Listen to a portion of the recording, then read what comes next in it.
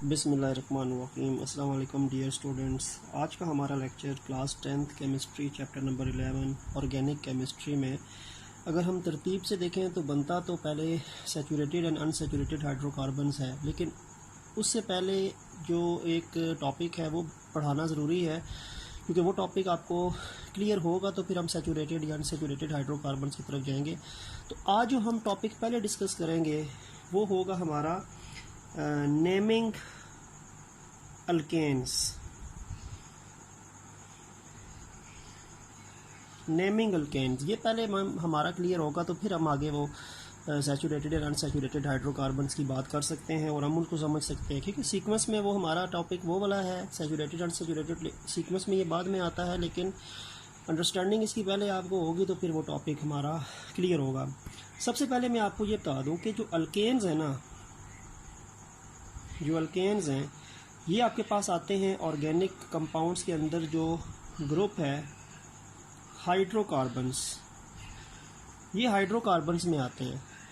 Hydrocarbons में का group जो है वो अल्केन है, और अल्केन का जो जनरल फार्मूला होता है वो CnH2n+2 है।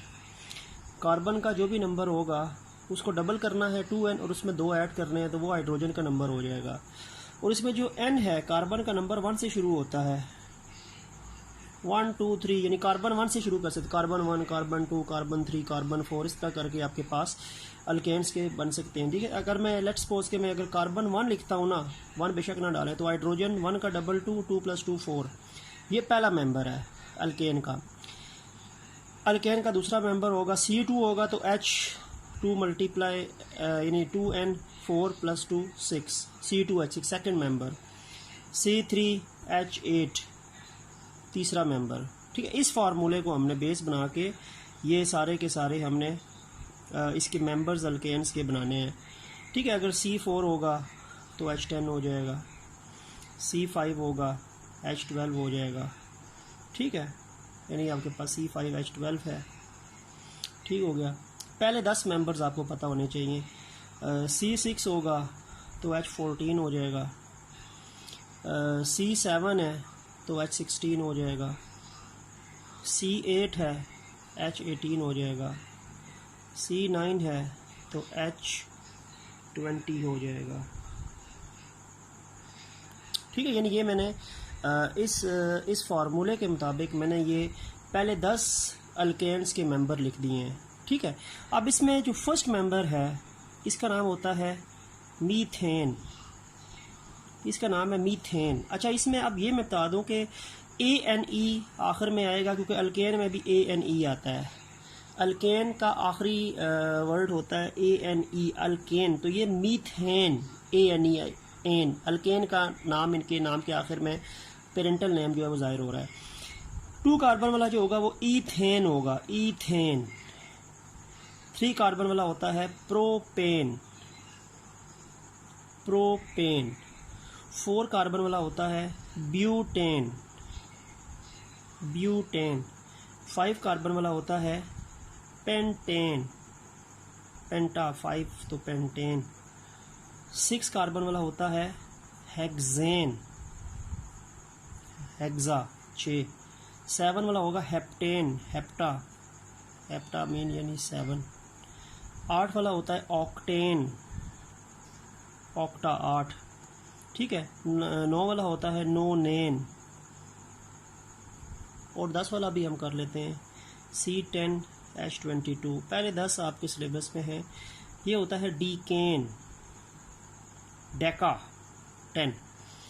तो ये आपके पास देखा आखिर में ANE आता है, ANE, क्योंकि अल्केन के भी आखिर में अल्केन में भी ANE आता है। ठीक है, तो यानी अब इसमें यह है कि अल्केन को जब भी हम नाम देंगे ना, तो अल्केन्स के नेमिंग करने के अल्केन्स के जो होते हैं इनके नाम के जो हैं वो 2 पार्ट्स होते हैं।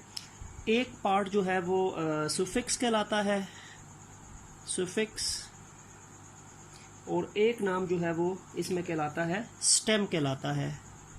One is known as stem, another is known as suffix, stem and suffix. अब देखें, अब जो आपके पास एक चीज़ अगर मैं आपको बताता हूँ कि स्टेम क्या है। स्टेम ये जो शुरू में लिखा है मिथ, एथ, prop, but, pent, hex, hept, oct, non, dect। ये आपके पास जो है स्टेम कहलाता है। स्टेम आपके कार्बन नंबर को जाहिर करता है। अगर कार्बन का नंबर 1 है तो वो मेथ है, METH। कार्बन का नंबर 2 है तो वो एथ है। कार्बन का नंबर 3 है तो वो प्रॉप है। कार्बन का नंबर 4 है तो वो पेंड है।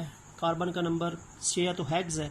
तो जो स्टेम होता है ये बेसिकली आपको न्यूमेरिकल नंबर जो होता है कार्बन का उसकी वजह उसको जाहिर करता है। अगर कार्बन का नंबर 1 है तो आपके पास स्टेम जो होगा वो मेथ होगा, आगे एन तो वो सुफिक्स बन जाएगा। अगर कार्बन का नंबर आपके पास 2 है तो वो ETH बन जाएगा, ठीक है। इसी तरह कार्बन का नंबर अगर आपके पास 3 है तो प्रॉप, ये स्टेम होगा। 4 है तो ब्यूट, 5 है तो पेंट, ये स्टेम है। तो स्टेम क्या होता है, ANE से पहले जो वर्डिंग होती है वो कार्बन के नंबर को जाहिर करता है।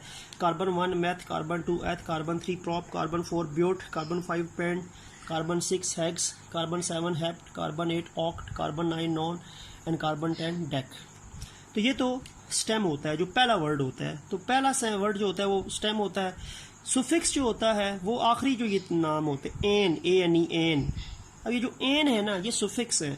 तो सुफिक्स अल्केन को जाहिर करेगा, क्योंकि अल्केन इनका प्रिंसिपल यानी पेरेंटल जो आपके पास ग्रुप है। तो सुफिक्स जो होता है वो बाद में आता है, पहले स्टेम आएगा और फिर जो सुफिक्स आएगा। और सुफिक्स जो होता है वो आपको बताता है कि कौन सी क्लास है ऑर्गेनिक कंपाउंड की। तो ये क्लास अल्केन है तो ANE, अल्केन का जो सुफिक्स बनेगा वो एन होगा, ANE एन होगा, ठीक है। तो किसी भी अगर मैं ऑर्गेनिक कंपाउंड को लेता हूँ, अगर मैं लेट्स सपोज कि आपके सामने यहाँ पे लिखता हूँ ऑक्टेन, ऑक्टेन लिख दिया ना।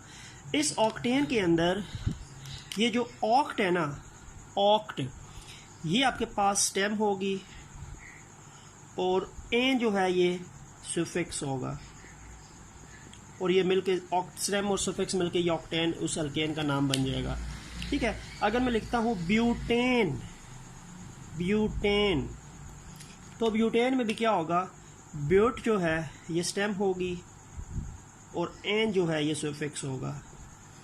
तो ये अल्केन के नेम्स के 2 वर्ड्स होते हैं।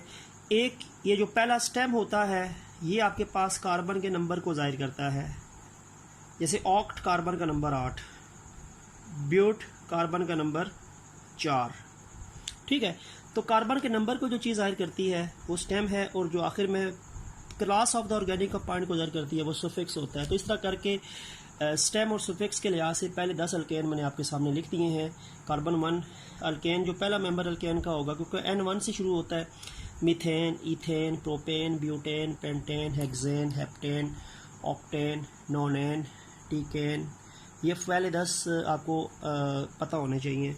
तो ये इनके नेमिंग करते हुए आपके पास ये रूल्स है, और ये अकॉर्डिंग टू एक है IUPAC, international union of pure and applied chemistry. ये एक इदारा है जो कि नेमिंग या नोमेनक्लेचर ऑफ ऑर्गेनिक कंपाउंड में यूज़ होता है। तो ये भी एक रूल है IUPAC ने सेट की है, जिनके मुताबिक स्टेम और सुफिक्स को मिला के अल्केन के जो है वो नेमिंग बनाई जाती है, ठीक हो गया। अच्छा, अब इसी अल्केन से रिलेटेड ही, क्योंकि अल्केन्स की कुछ एग्जांपल्स के साथ साथ हम कुछ अल्केन्स के स्ट्रक्चरल और साथ साथ हम उनके कंडेंस स्ट्रक्चरल फार्मूले भी डिस्कस कर लेते हैं, ताकि जो हमने पिछले लेक्चर में कंडेंस स्ट्रक्चरल फार्मूले वाला टॉपिक पढ़ा था वो हमारा ज़्यादा क्लियर हो जाए, अंडरस्टैंडिंग हो जाए। अब जैसे मैं एक कंपाउंड लिखता हूँ ब्यूटेन, ब्यूटेन मैंने अभी पहले लिखा था अल्केन का 4 मेंबर है, क्या कार्बन का नंबर जब 4 है और C4 होता है तो H10 होता है। यह ब्यूटेन का मॉलिक्यूलर फार्मूला है। This is the butane molecular formula, molecular formula of butane.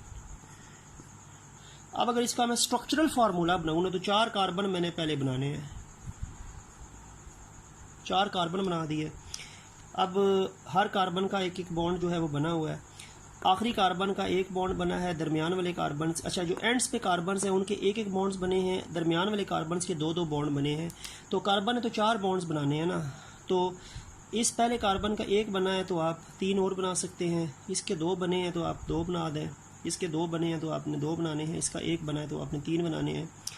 और ये बाकी का 4 कार्बन तो मैंने बना दिया ना C4, तो बाकी सारी बात है हाइड्रोजन्स होंगे, ये हाइड्रोजन्स हैं। These are hydrogens. तो ये देखें तो ये C4H10 की स्ट्रक्चरल या एटम्स की तरतीब है। तो ये बेसिकली फार्मूला बनेगा structural, this will be the structural formula of butane. ये वैसे एन ब्यूटेन है, लेकिन अभी हम एन आइसो की तरफ नहीं जा रहे, वो हम आइसोमरिज्म में डिस्कस थोड़ा बहुत कर चुके हैं।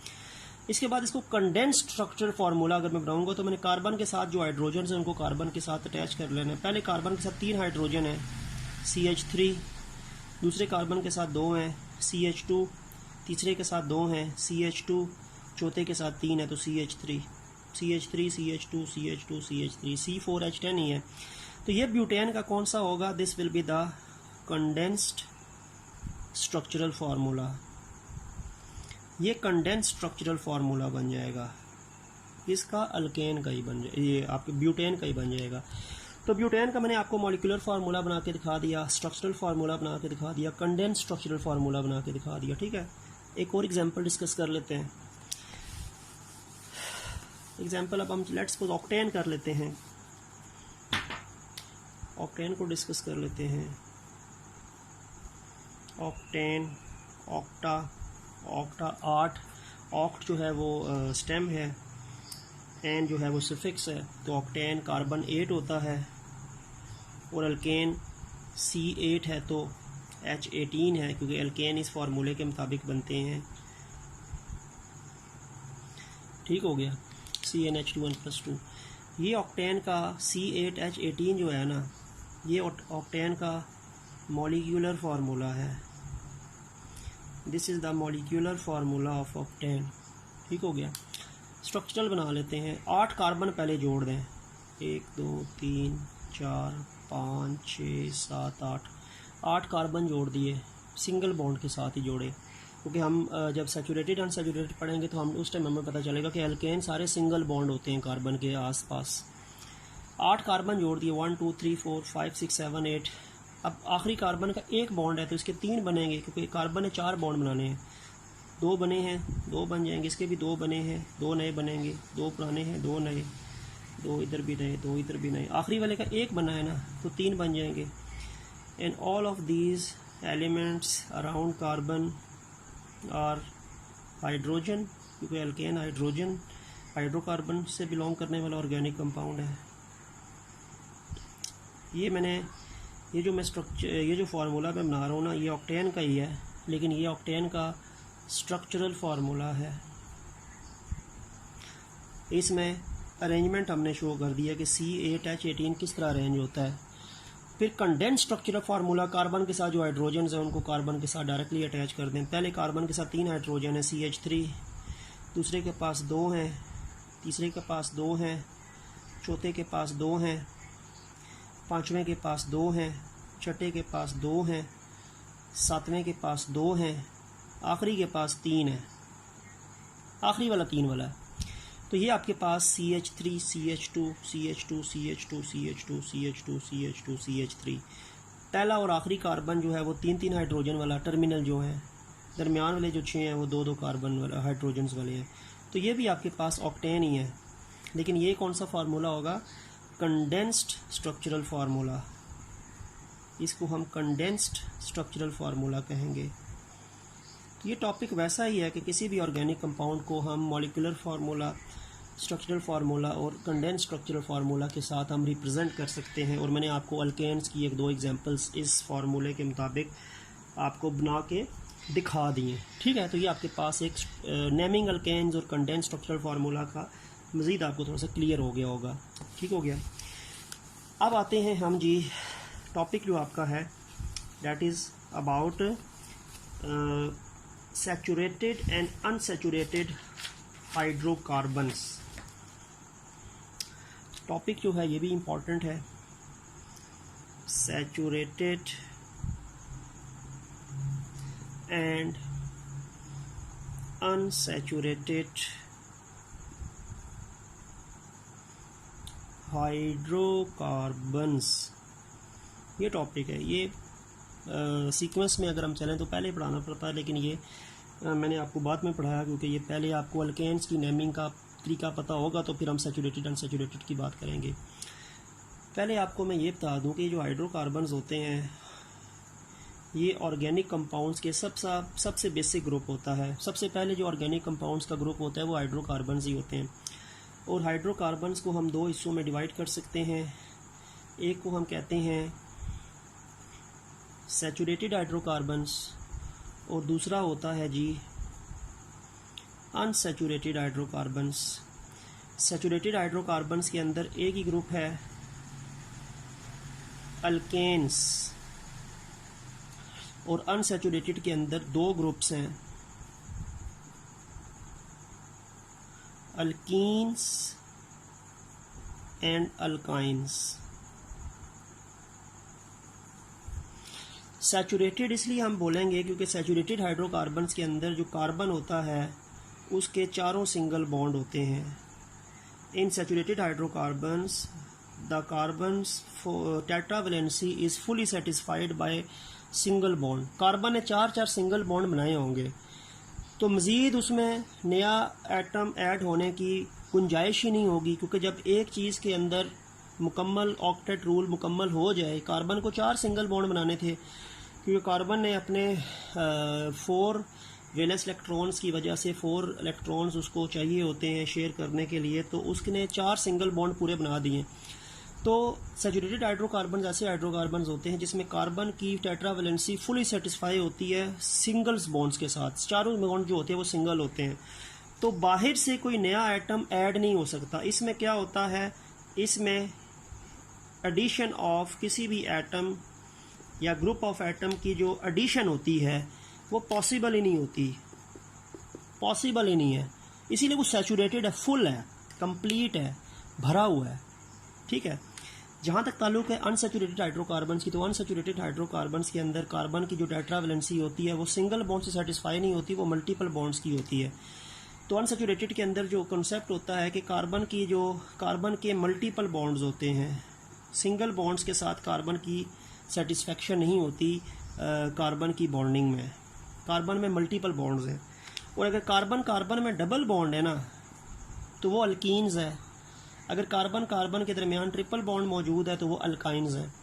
इसमें कार्बन के सारे बॉन्ड सिंगल हैं, सी के साथ या सी के एच के साथ, all bonds are single bonds. ठीक है, कोई भी आपको डबल या ट्रिपल बॉन्ड नज़र नहीं आएगा। इसीलिए सैचुरेटेड है, कंप्लीट है, फुल है।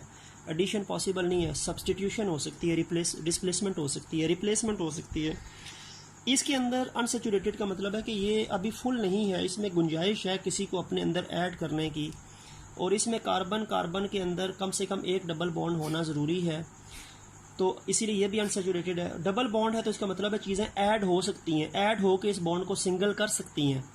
और जो कार्बन ट्रिपल बॉन्ड वाले कंपाउंड होते हैं जिनमें एक ट्रिपल बॉन्ड कम से कम मौजूद होता है वो अल्काइंस होते हैं, तो ये भी अनसैचुरेटेड हैं। इनमें भी एडिशन पॉसिबल है, इस ट्रिपल बॉन्ड को डबल और डबल को सिंगल किया जा सकता है, इस डबल को भी सिंगल किया जा सकता है ऐड करके। तो इनके अंदर क्या होगा, इनके अंदर एडिशन पॉसिबल है, चीज़ें ऐड हो सकती हैं। इसमें चीज़ें ऐड हो के इस बॉन्ड को सिंगल बना सकती हैं, इसीलिए ये भी अनसैचुरेटेड है।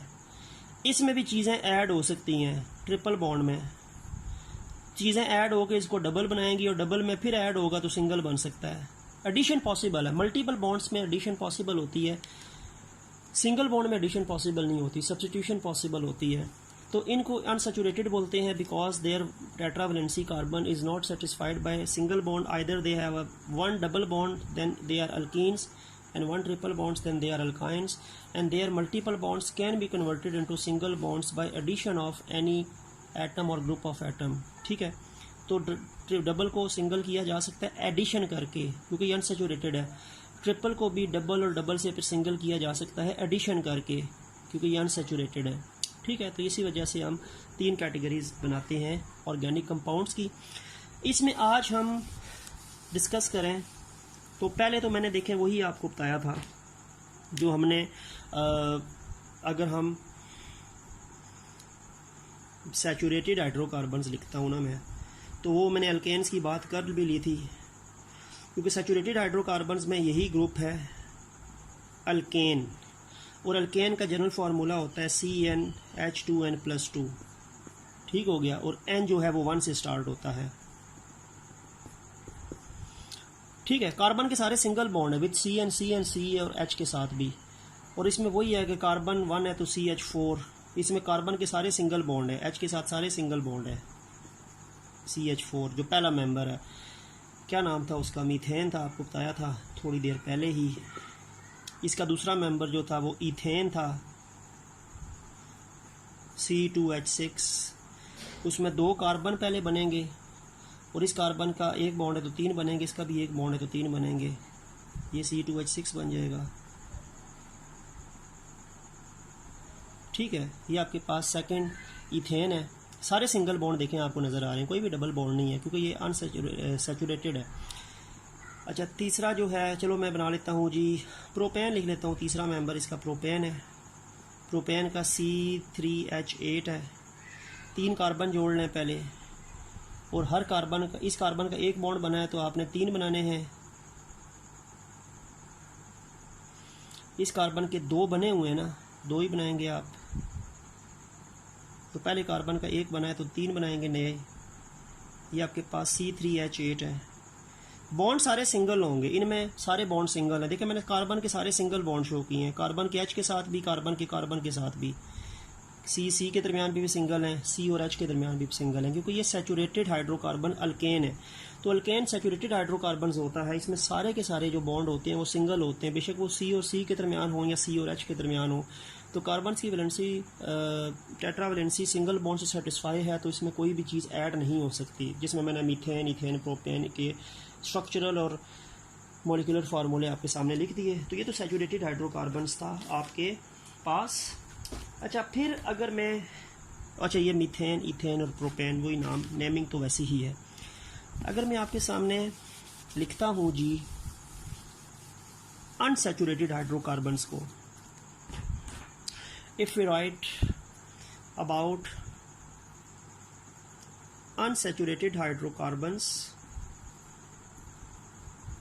अनसैचुरेटेड जिनमें चीज़ें ऐड हो सकती हैं, इजाफा हो सकता है, एडिशन हो सकती है, भरी हुई नहीं होती, तो इसमें एक ग्रुप अल्कीन और एक ग्रुप अल्काइन।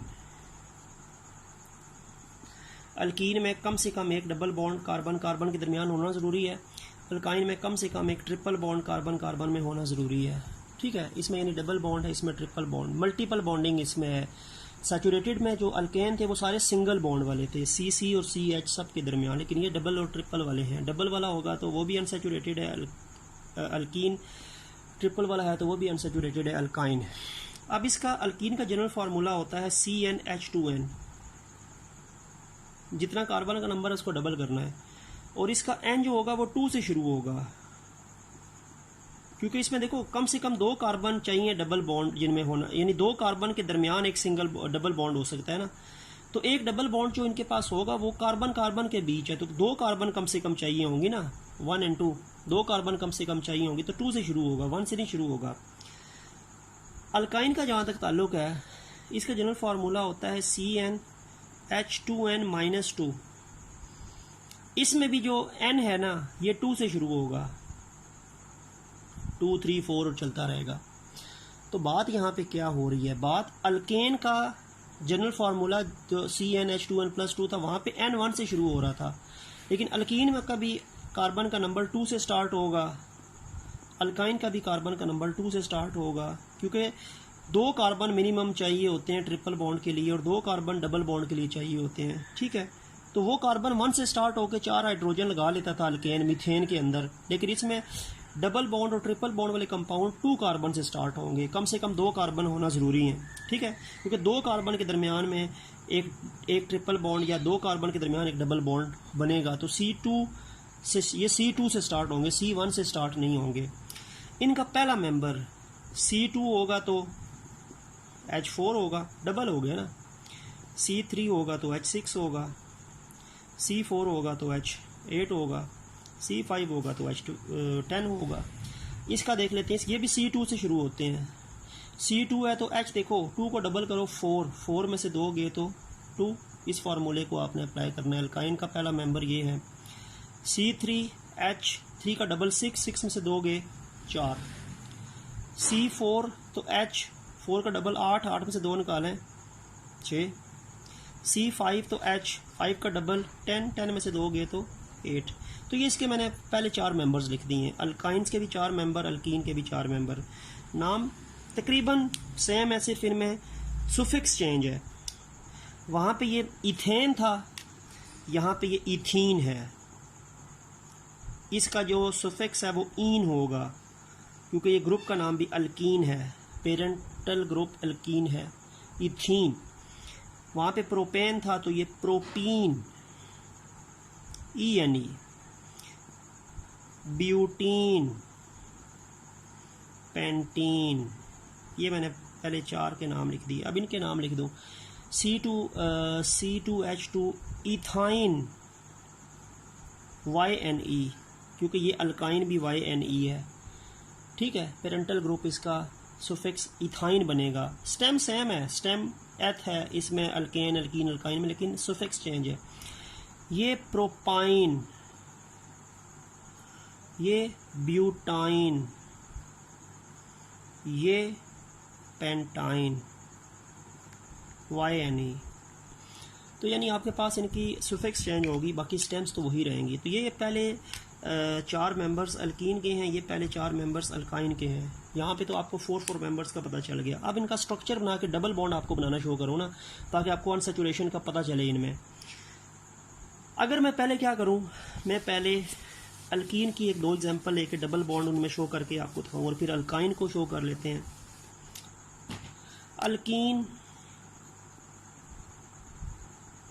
अल्कीन का पहला मेंबर क्या था, C2H4 था ना पहला मेंबर, जिसको नाम क्या था, इथीन।